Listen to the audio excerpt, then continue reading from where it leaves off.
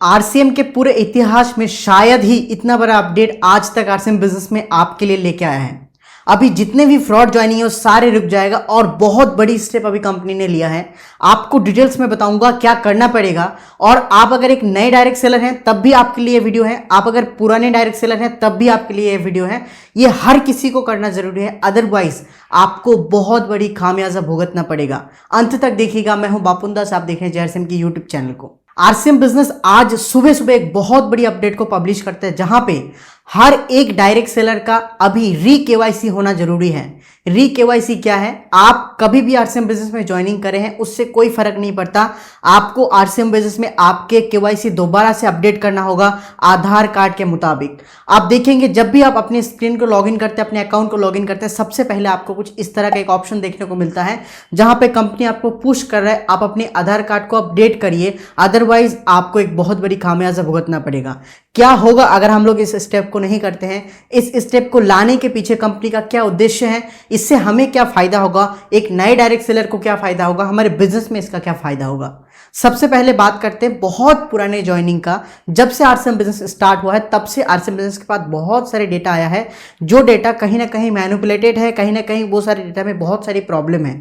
आप पुराने दिन में जब ज्वाइनिंग करने लगते थे उस समय आपको सीटी नहीं मांगा जाता था, आपके पास से आधार कार्ड के मुताबिक डेटा नहीं लेके देना पड़ता था, क्योंकि उस समय आधार कार्ड अवेलेबल भी नहीं था। सिर्फ उतना ही नहीं, उस समय बहुत ज़्यादा मैनिपुलेटेड ज्वाइनिंग हुआ था, जहां पे डेटा एक्यूरेट ना होने की वजह से भी केवाईसी बहुत सारा अप्रूव हो गया था। अगर आप इस तरह से कोई भी केवाईसी आज तक अप्रूव किए होंगे तो उनके लिए भी क्या करना पड़ेगा और उनके लिए क्या है वो मैं अंत में बताऊंगा।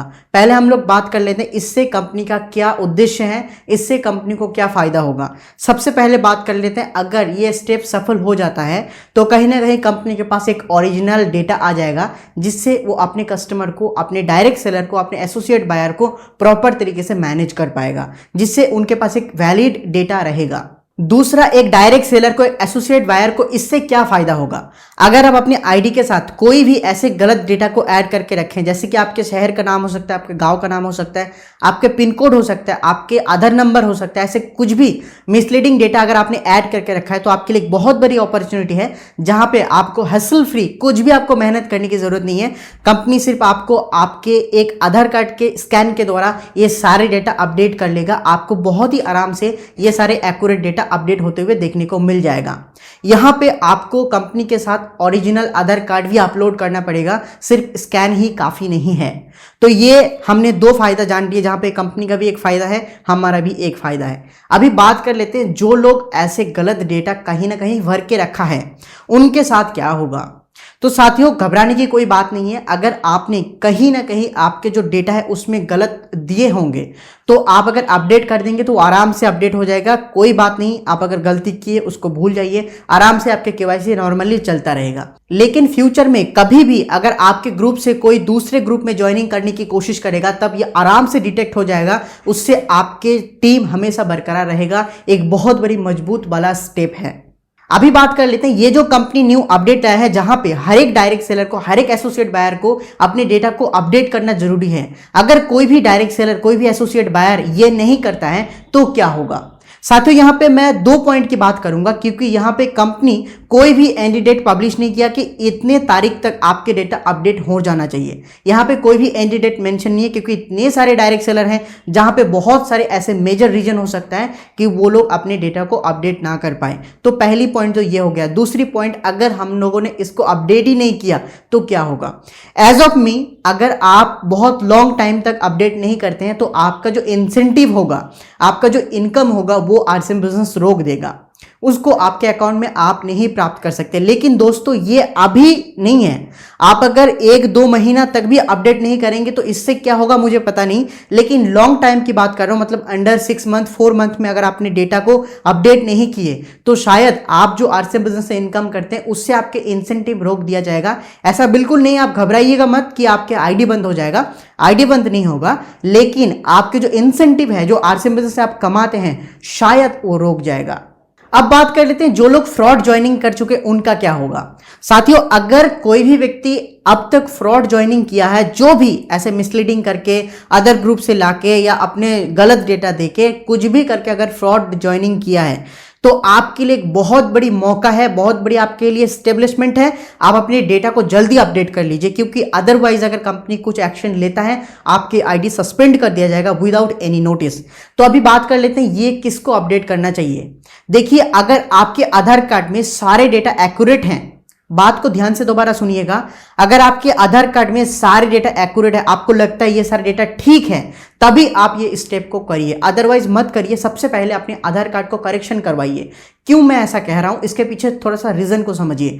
अगर आप आरसीएम बिजनेस को लॉन्ग टर्म के लिए सोच के चल रहे हैं, आप अगर आरसीएम बिजनेस को आपको लग रहा है कि आप इससे सक्सेस हो जाएंगे या आप ऑलरेडी सक्सेस हैं, आप इस बिजनेस को आपके फैमिली के नाम पे बाद में ट्रांसफर करेंगे, तो ये अति आवश्यक हो जाता है कि आपके आधार कार्ड के डेटा के साथ आपके आईडी कार्ड के डेटा मैच होना चाहिए। तो उस केस में अगर आपके आईडी कार्ड के डेटा मैच नहीं हो जाता है तो आपको बहुत प्रॉब्लम होगा जब आप आईडी को ट्रांसफर करेंगे, आपके मृत्यु के बाद जब आईडी ट्रांसफर होगा। तो शर्त यह है, आपके अगर आधार कार्ड में कुछ भी प्रॉब्लम होगा, एनी प्रॉब्लम, सबसे पहले आधार कार्ड को अपडेट करवाइए, देन जाके इस स्टेप को करिए। आप सिक्योर रहेंगे, आपके आईडी सिक्योर रहेगा। कंपनी यहां पे कोई भी डेडलाइन अनाउंस नहीं किया है कि आपको इतनी तारीख तक इस डेटा को फिल करना होगा। आप आराम से करिए, अपने डेटा को सबसे पहले अपडेट करवाइए, देन इसमें जाके ये करवाइए। तब क्या होगा, आप इजीली इसको सर्वाइव कर पाएंगे, इजीली आपका डेटा अपडेट हो जाएगा, आप आराम से सब कुछ इजीली कर पाएंगे। लेकिन बहुत देर भी मत करिएगा, क्योंकि यहां पे शायद मुझे लगता है कंपनी कुछ दिन बाद ही इसको अनाउंस कर देगा कि आप अगर इसको नहीं करते हैं आपके इंसेंटिव रोक दिया जाएगा।